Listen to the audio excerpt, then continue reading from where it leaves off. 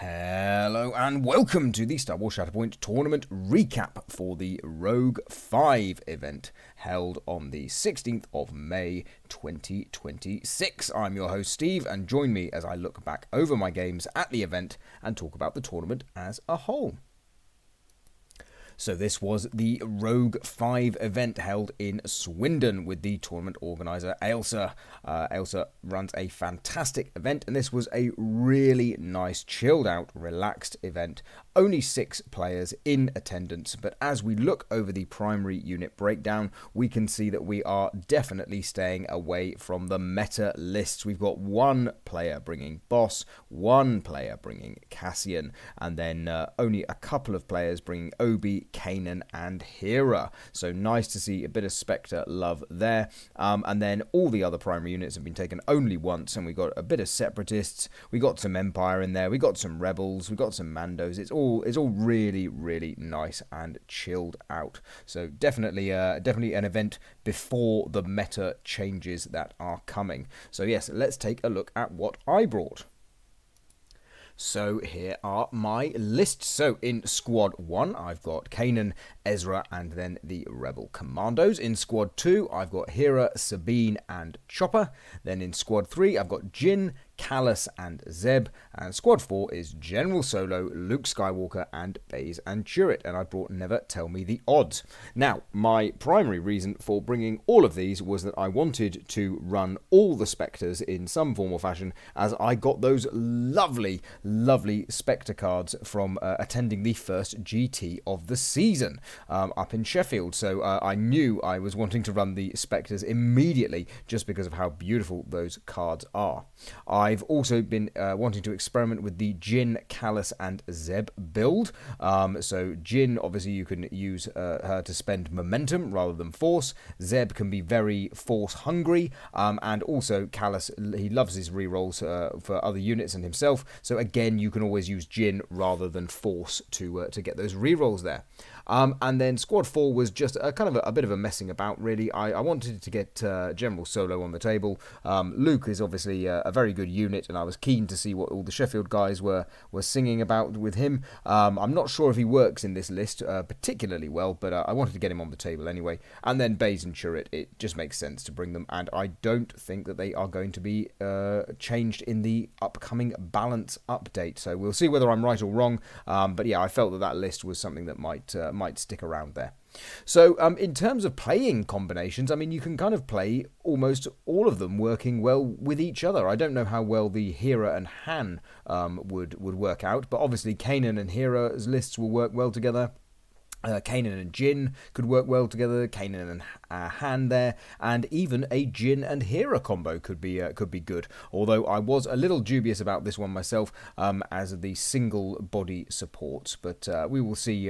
We'll see what happens a bit later on if I do run that. If I run that combo there. The other reason for bringing Hera was that Ailsa runs her events and offers additional prizing sometimes for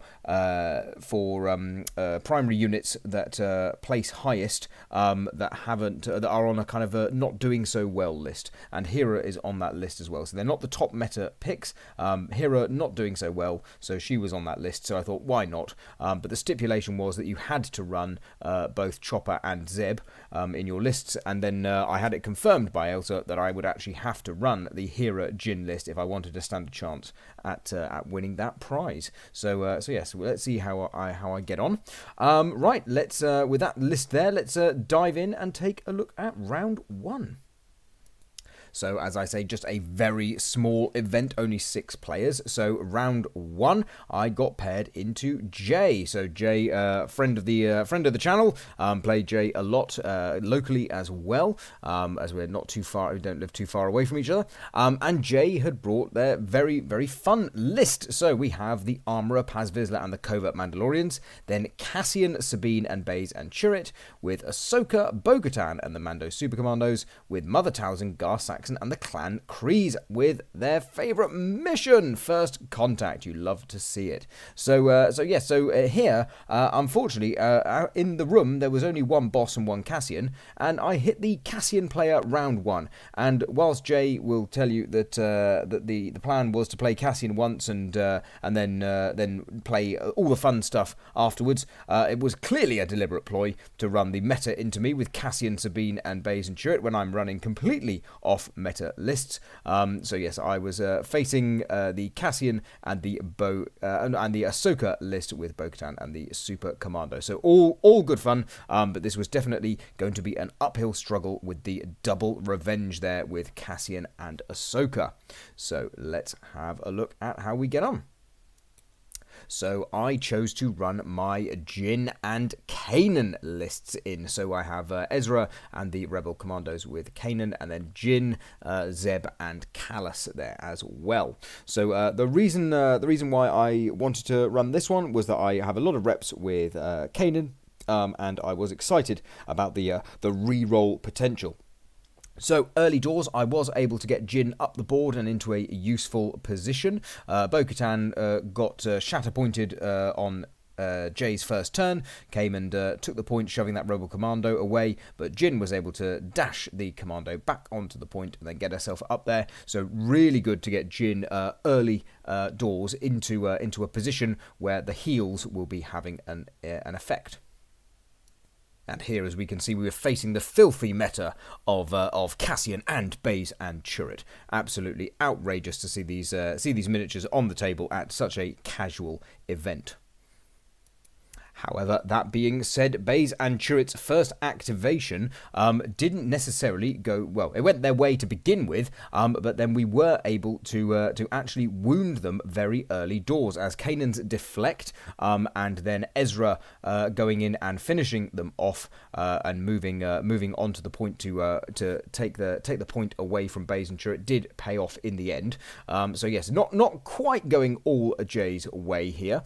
We were on Never Tell Me the Odds.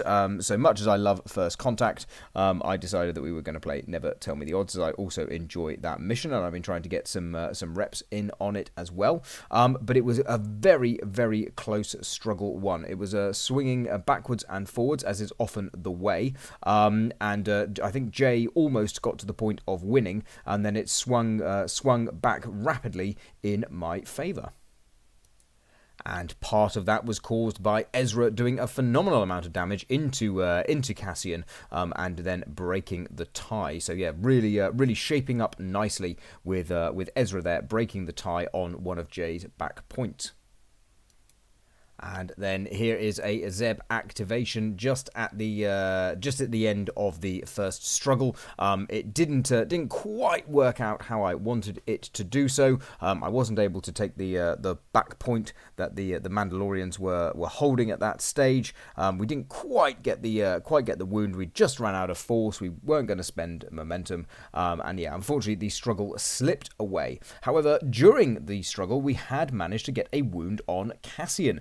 And Jay having Jay had force by that point because the deck refreshed. But Jay was thinking, or maybe Jay had one force left. I can't exactly remember. But the decision was made to not actually do the Cassian bomb. So very exciting to have a Cassian game where the bomb doesn't come into effect. But yes, I lose struggle 1, and then on struggle 2, I had the decision of either getting the kind of pyramid of points with the top two. Either the two closest to Jay and then the tip of the pyramid being towards me, or the flip like that. And actually, no, I've made a mistake here. No, Zeb's activation was the start of that struggle.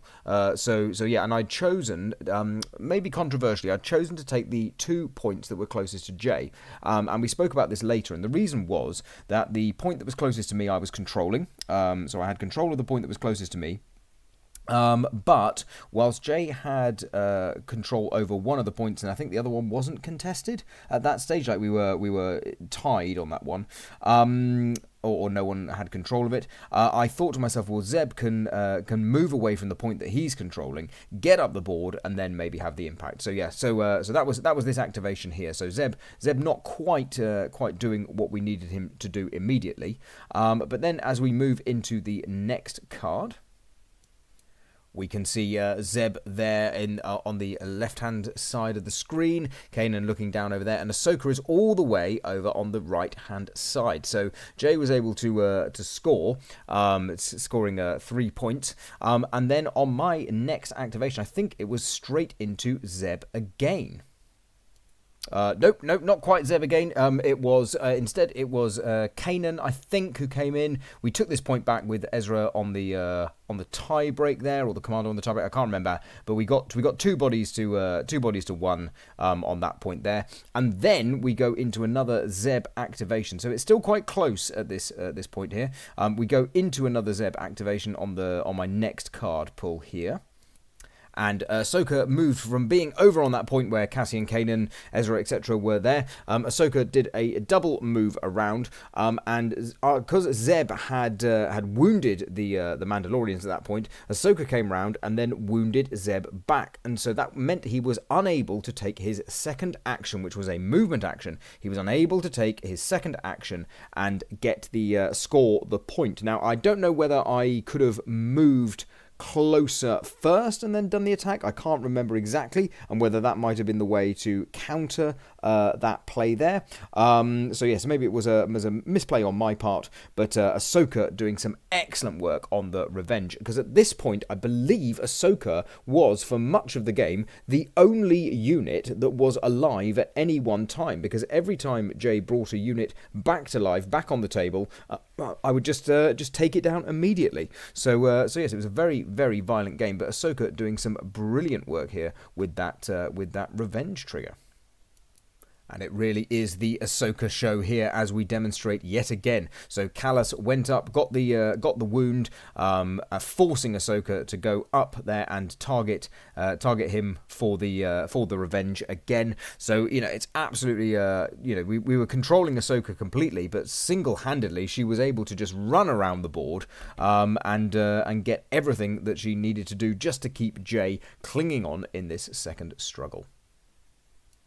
And not only that, it wasn't just Ahsoka that came good in the end, it was also Bo-Katan. So there with Baze and Chirrut, with Ezra and Jyn having taken the point on the previous turn with Ezra, Bo-Katan activates, comes in and clinches the win 2-0 for Jay. So all joking aside, obviously it was a strong list with Cassian and Ahsoka, and Cassian with that Ahsoka pairing. That's something that Jay is very, very strong at playing. It was a lovely game, lots of good banter. Jay and I wouldn't have had time for Struggle 3, the amount we were just joking about and stuff. It had everything in it. Dice rolls, complaining, good banter, and I climbed up on a chair to lean over the table again, as I did in London, for those of you who watched that video there. So yeah, no, really, really enjoyable game. So unfortunately a loss, and a 2-0 loss, but it was quite close, I thought, in terms of the game, and I was happy with some of my decision making. I think there were a few bits where I could have played a little better, but overall, yeah, was a really, really nice round one. And so I move into round two. And round two, I was potentially unfortunate, one could say in inverted commas, to be paired up into one of the players who'd won their previous round.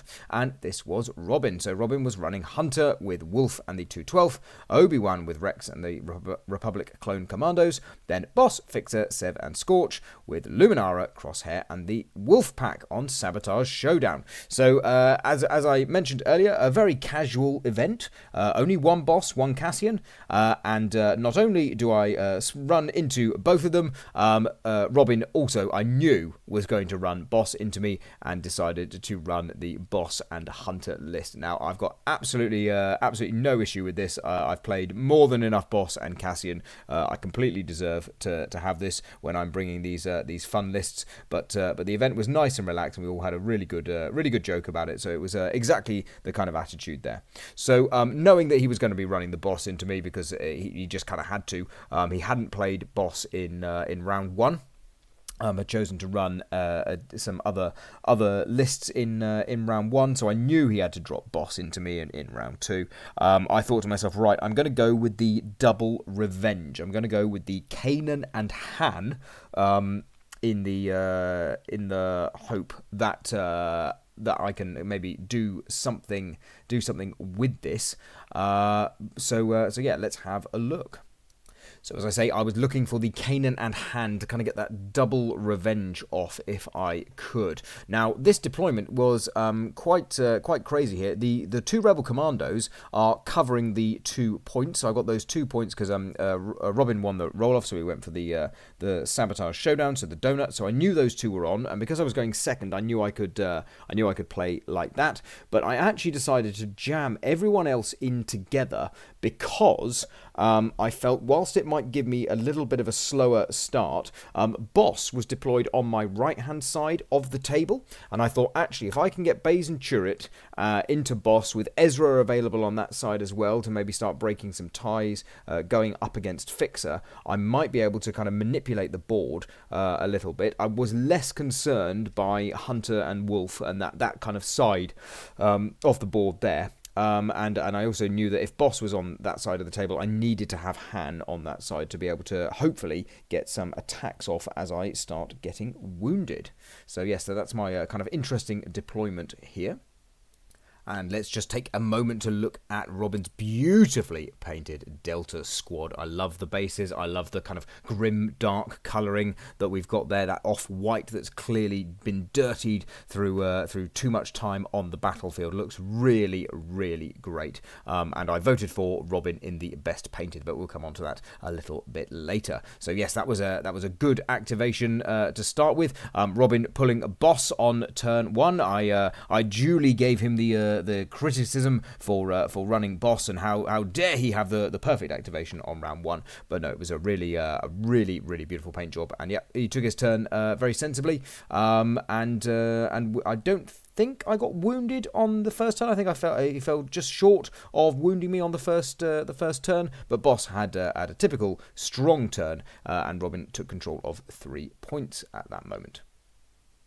And this is a little bit later on in the struggle, as Ezra had actually gone up on my first activation. I was able to get Ezra up the ingress, break the tie with Boss, get some shoves, and then we managed to get the Kanan activation worked. We moved Kanan, and were able to get. We moved Ezra, moved Kanan.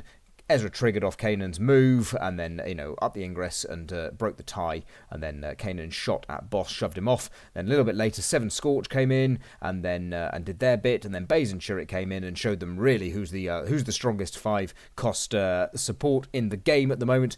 So yeah, real tete-a-tete. There was a lovely play with Wolf down the left-hand side as well that Robin made, and basically my units were starting to get wounded, and Han Solo had not appeared in the order deck, and he was just stuck where he was, and I think this is a comment that I will make. We'll see how the game progresses, but I think the biggest issue with this list is that actually the Han Solo element, Han not having people who can move him, with the revenge. For example, the Cassian revenge. Cassian moving Han suddenly means that 5 dice attack is a lot more dangerous. But Han not without having Jin in the list, and I was choosing to move someone like Ezra with Kanan, for example, because Kanan gets the additional move if you move the Spectre. It was that Han was just stuck there for so long on the back point that whilst all this wounding was happening from this list, my plan of having some revenge activations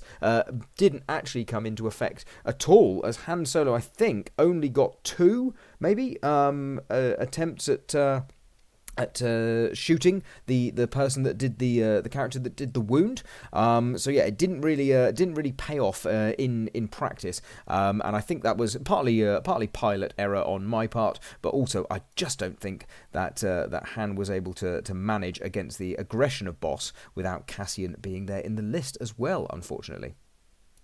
Seven Scorch also doing excellent work, taking the rebel commandos to town as well, keeping control of things. So yeah, it was definitely a difficult one. And the other thing was as well was Kanan's revenges were also most of the time were not really coming into play, as it was only Ezra in the list and Kanan himself, obviously, who were specters. So not sure if I chose too wisely on the list choice in hindsight as well. Perhaps I should have run the Kanan and Hera list in to really mean that more of those revenge triggers from Kanan were going to pop off.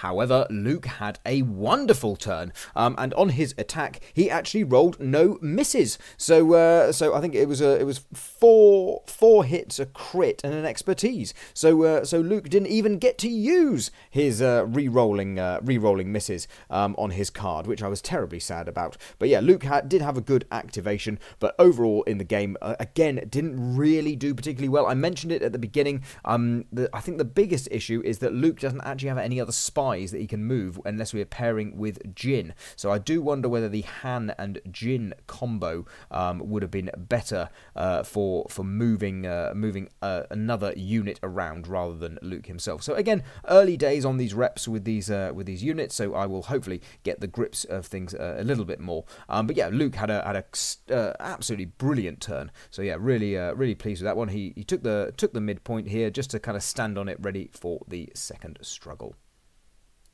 And I did end up losing struggle 1, unfortunately, the attrition getting the better of me and scoring 4 points. Robin was able to just really control the board, really well played, good stuff there. So it was still an uphill battle here, but I had the faith. Obviously, once you get into the second struggle, anything can happen. We might be able to turn the tide. So we stay in the game. As you can see, Luke got shoved down from an attack. I can't remember who did that. Maybe it was Wolf did the attack. So yeah, Luke got shoved down, but I was able to control that point with Ezra a little bit later on. But it was this back point, the one that was closest to my objective, to my board edge, that was going to be the most contested of the game, really. And also that piece of terrain, the crashed vehicle as well. Also a nightmare to play around because we kept nudging it and then nudging the objective and our models all the time. So yes, it was whilst it was a lovely piece of scatter terrain, it was just had no grip on the matte surface. So it was just sliding all around the place, and both of us rather clumsily managed to knock into it a couple of times. But we were able to resolve it all very amicably. Robin and I have had a great few games against each other. I'd managed to get the better of him in all our other encounters, so this one he was definitely salivating for revenge at that point. And as you can see, this was the really contested point. We got Fixer on there as a tiebreaker. We got Ezra on there as a tiebreaker. We got Chirrut. We got Boss. We got Han. It's everyone's getting involved. Seven Scorch got involved as well. So it was all a really big cluster here. And it was at this point here that I think I drew the Shatterpoint, and I decided that it was going to be a Han activation. I looked at a Baze and Chirrut activation, but I decided that Han would be the one, because Han would be able to move to one side, push Boss out the way, then move over and wound Fixer, keeping me in the game, breaking the giving me control of the objective. Ezra was wounded at this point, so Chirrut would be on where he needed to be, etc. I think Sev was maybe a bit closer, so basically it was a difficult position here, but I looked at the board and thought, right, I can do this and stay in the game. And here we are. Han shoved Boss away perfectly. As you can see, Sev is on top of the objective there, so Han pushed away Boss, got the shove on Boss, flipped stance, went after Fixer, needed to get 2 steps down the tree, and got one step down the tree, and promptly we lost the game. So yeah, pretty rough there. Han not having a good showing. He was last card in the deck on in the first go, and then on that Shatterpoint turn, he just didn't pop off at all. So whilst I do think that Han Solo is a great unit, I do think that partly it was my choice of Luke. I don't think Luke was really that good. Maybe I should have brought Bodhi in that list there. I don't know, but I also just think that Han not really having anyone else who can move him around, and certainly having no Cassian to really pop his revenge off, he just felt very, very lackluster in this game. I love the miniature. I love the card. I think there's lots of cool stuff that he can do. The double attack, it was all there. It was all set up. But yeah, it just didn't pay off on this occasion. So yeah, so that did give Robin the 2-0 win against me. So that's 2-0 losses for me in the first 2 rounds. But it was a great game. Again, lots of banter. And whilst I do jest about him bringing boss and running boss into me, I've got no issue with it at all. We should be playing with our toys, having fun, and yeah, it was still a really, really enjoyable game. So on to round 3. And round 3 was versus K. Now, K I had faced at the Mystic Games event earlier in the year, and they were running the same list as they had there, with Anakin, Rex, and the 501st, with Obi-Wan, Cody, and the 212th. And then they were also running Spectres, but this time they'd gone super brave and run all the Spectres, so all 6 of the Spectres in the same list. You love to see it, and it was strategic positions was the mission. So I thought to myself on this round, and I've been jesting and joking with Ailsa and Jay, etc., about what lists I should be running, and I decided to run the Jin Hera list. Now, the reason why I decided on this one for this matchup was I thought, well, if Kay runs the Kanan and Hera list, so we'll have all the Spectres on the table, and that will just be really good fun there. So we'll have loads of Spectres on that one there. But if choosing to run the Anakin and Obi, I think I've got a bit of fun in that list with lots of heals and lots of damage mitigation. So maybe I can keep Anakin from completely bulldozing my squad. So yeah, and also having gone 0 and 2 in the first 2 rounds, I was just really, really enjoying it myself and having a good time. And I thought, right, well, if you're going to play this list and give it an experiment, now's the time to do it. So Kay did choose to run their Anakin and Obi list into me, which is the same list that they ran into me at the Mystic event. And so yeah, let's see how we get on. So here we are, a couple of turns into the game. I had a good start. Callus made his way up the board. We got Zeb up there with Hera as well. So we've got a bit of movement going on already. Jin is under one of the points there, and it was that point there on the midline that was going to be really, really hotly contested throughout the whole of Struggle 1. And we can see there, Zeb had found his way up, and then the 501st pushed him off. So it was swinging back and forth, that point there. But most importantly, whilst we were hitting the midpoint sometimes, it was just swinging back and forth. Jin was in a really, really strong position to get the heals, and Hera was providing some good cover as well. So yeah, it was really, really interesting. Something that I noticed very early on, I did say this to Kay as well, was how much they had improved since I last played them at the Mystic Games event. So when I played them at Mystic, I was running Obi and Hunter. It was a Thremiere event, and yeah, I wouldn't say the game felt comfortable, but I felt in control a lot more. Whereas here, I could see that the understanding of the Obi-Wan trigger and just a general understanding of the game had really, really improved. And I think part of that was also because Kay was running the Spectres as well, so understood what 4 of my unit cards could do. They'd never faced Jin before, and as things came up with Jin, like the healing, like the spending momentum, it doesn't really impact you as the player against Jin necessarily. You can kind of explain it and see what's happening. There's not too much negative for you. It's more positive for the person that's playing Jin. So that was a unit that they were unfamiliar with. And then I don't know how much Callus K had played, but again, you can kind of understand Callus pretty early on as well. So yeah, a good understanding of both lists definitely meant that this game felt a lot harder than our previous encounter. But it doesn't matter how well you are playing when Chopper goes on an absolute tear, doing 7 damage to Obi-Wan in one attack. I think it was 5 crits got rolled, and Obi switched one of them off, but that was not enough. I think it was 7 damage done to Obi-Wan. We got a reposition with Chopper because when we wounded Obi-Wan as well a little bit later, we had back-to-back Chopper activations. Chopper going in, slicing Obi-Wan up, and giving us the struggle in Struggle 1 with some crazy plays. I do love Chopper. He's an absolute beast when he kicks off, and sometimes he does do amazing things. And here we can see the end of the struggle. Chopper there in the back. That's the back point that he's managed to snag. Callus doing some work as well.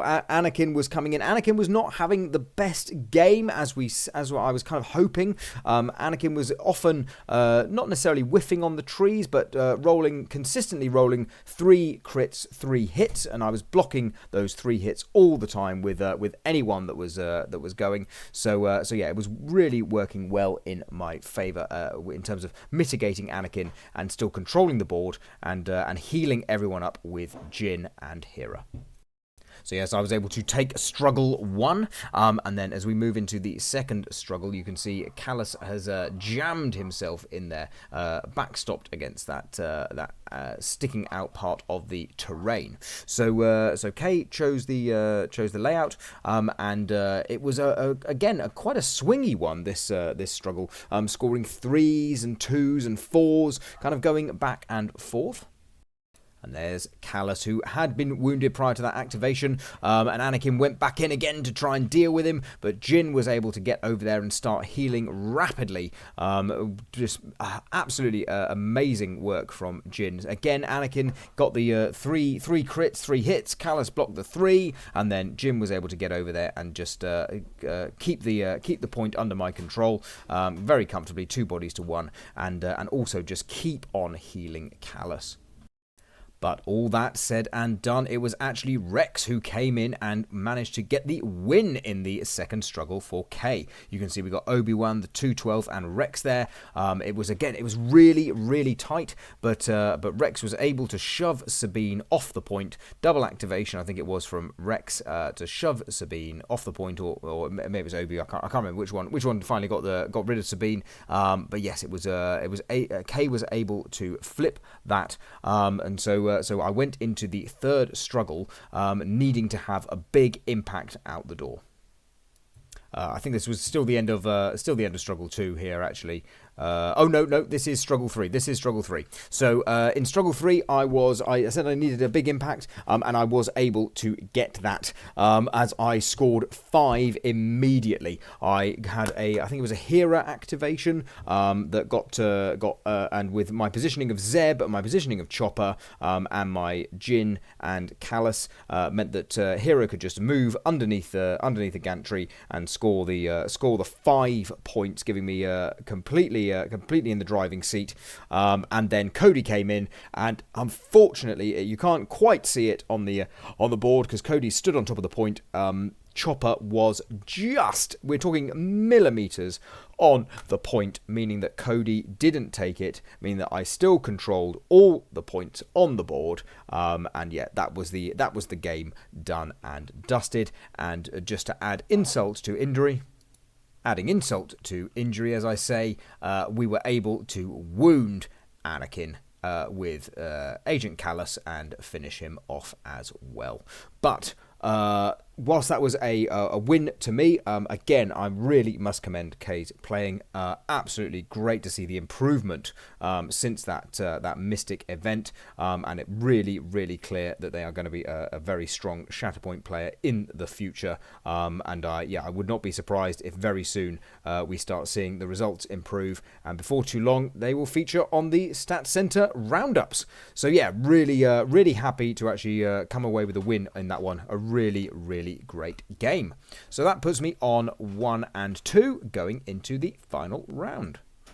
And the final round was against Luke, a player who I've never beaten before. Luke, loving the Separatists, was running Asajj, Kalani and the B1s, Grievous, Kraken and the B2s, then Dooku, Django and the Magna Guard, and Riff, Nossa and the Aquadroids with shifting priorities. Now, Luke and I were both doing something similar through the event. We were playing different combos of everything, and I really wanted to play the all Spectre. I wanted the Kanan and Hera experience with all the Spectres that I could manage apart from Zeb on the board, and so that's what I decided I was going to do.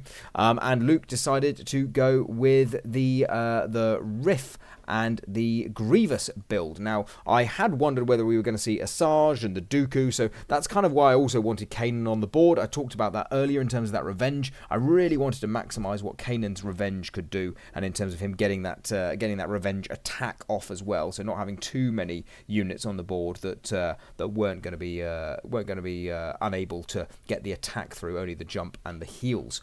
So yeah, so let's see how we get on. So I won the roll-off and decided to put us on Never Tell Me the Odds. And here we can see the layout. Sabine there was not quite on the point. The piece of terrain that you can see on the bottom right of the screen actually stopped me, it prevented me from getting Hera up enough to get Sabine forward enough to get her on the point. So yes, not ideal there, just very shy of being where we needed to be, but that was fine, as we then got Kanan on our first pull and moved Sabine forward anyway. So we had the playing card 5 layout. So Kanan was able to get himself to the midline with the dash and advance and a hunker, and yeah, so we were able to be in control of 3 at the start of Luke's turn.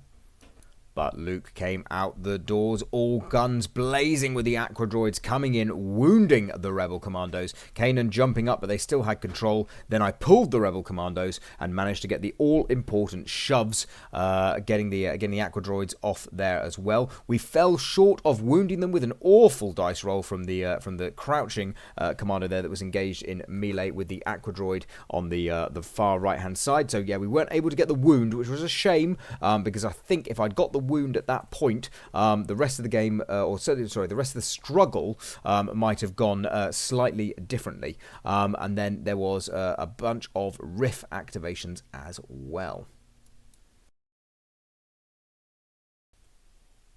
There we go. This was the result of the Riff activations. We had some dead commandos here.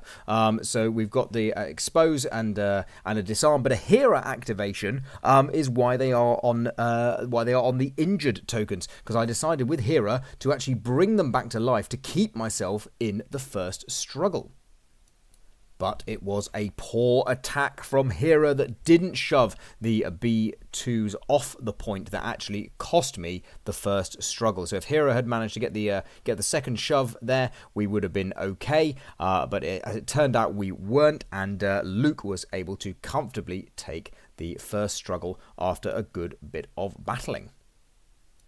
Struggle 2 went a little quicker, and I was able to take control of that one. We had some good play here. There was a moment here. I can't remember if it was struggle 2 or struggle 3. It might have been the end of struggle 2. Riff came down and wounded Ezra, and Kanan then was able to get the clapback and get Nossa Ree and wound Nossa. So this is the board state in a moment. So there we are.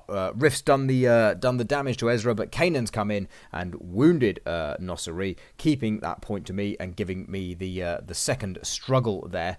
However, the third struggle, that point there and the one just across from Ezra, those were both active, along with the one that was under the control of the B2s who'd moved down. So that was on the midline on the far left hand side of the board as I was looking at it.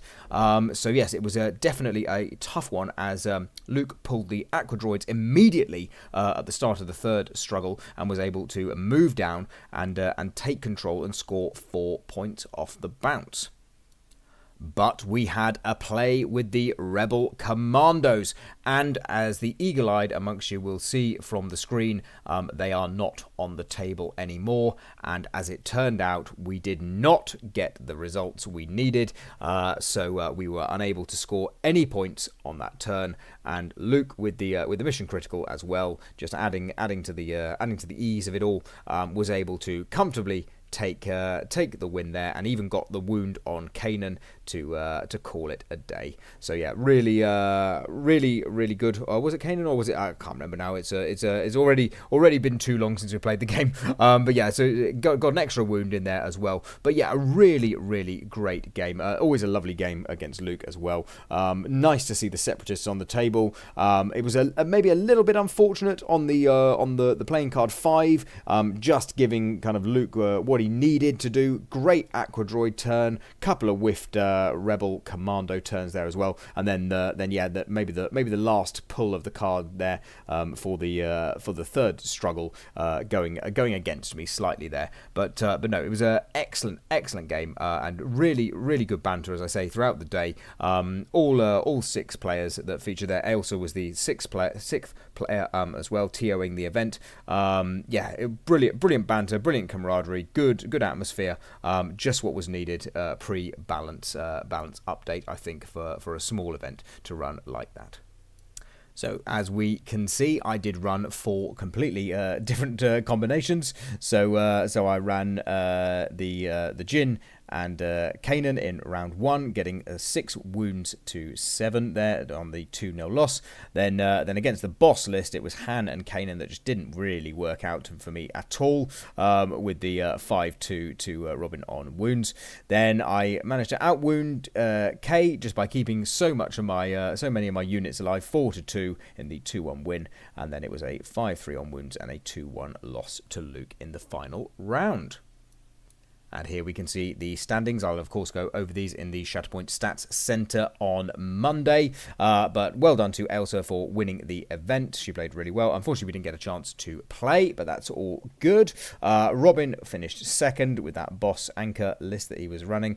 Then Jay in third, Luke in fourth, myself in fifth, and Kay in sixth. But a really great event. Very tough. Lots of good games in there as well, and also worth noting that Kay, although not winning a game, took struggles in 3 of the 4 rounds, so that is really positive as well. But I think the big takeaway, other than the friendly banter and the good laugh that we all had at the event, was the free gifts and the prizing. So let's take a look at this. So first of all, completely out of the blue, I had no idea that this was available. We have the Leia, Vader, Luke, and Han and Chewie shiny set. So I managed to get my hands on these beautiful shiny cards here. Really excited for that. Certainly as we move into the balance update, I'm hoping that some of these cards will see a lot more play over the coming months. But even better than that was the really surprising prizing of these brand new cards only dropping the other day. Check out these, given to all of the participants. I got that awesome Baylan Shatterpoint card, and then the Baylan and Shin cards as well. I am so excited for these new boxes because along with my top 8 cards from the Sheffield GT, I'm basically running all shinies when I run these lists. So I am absolutely buzzing by all of this. But there is one more prize yet to come. And it is the best painted Luke foil. Now, I am completely gobsmacked and blown away as the vote came in, and I felt certain that Robin, who I played in round 2, was going to win Best Painted. I kind of, we'd all kind of entered, right, because there were 6 of us there. But yeah, I normally never enter Best Painted, really, because I'm there to play the games, and my painting, I think, is decent enough. But yeah, I'm just blown away by the fact that I won Best Painted, and so I just want to say thank you to everyone who was there at the event. Thank you to everyone who voted for me, and yeah, I do feel that Robin's squads were better painted than mine, but perhaps it was the kind of popping colours that I used on mine. I used the Pro Acryl Rogue Hobbies set to paint basically all my spectres, so they really popped and stood out on the table. So maybe that caught people's eye, and that's what tipped the balance there. But yes, I won a little voucher, and so I treated myself to another Pro Acryl paint, because I do love their paint range there. So yeah, a really kind of lovely finish to the event. And so yeah, with that, I mean, expect to see Luke on the table, because I'm never going to enter another Best Painted ever again, really, or certainly not going to win one, I would imagine. So yeah, so that this Luke foil card will be hitting the table at some point in the future, along with many of the other shiny cards that you've seen recently. So yeah, loving the Shatterpoint. Really excited for the balance update that should be coming any moment. You'll be able to join me as usual to look back over the events from the weekend that we're currently in right now, with the Stats Centre. Loads of events to go over on Monday, so really excited for that. And yeah, hopefully an interview as well to come a little bit later on in the month. So as usual, ding the bell, hit the like, hit the comment, etc, etc. I'm not just a content creator, apparently I can paint as well now. So all that remains for me to say is, until the next time, bye for now.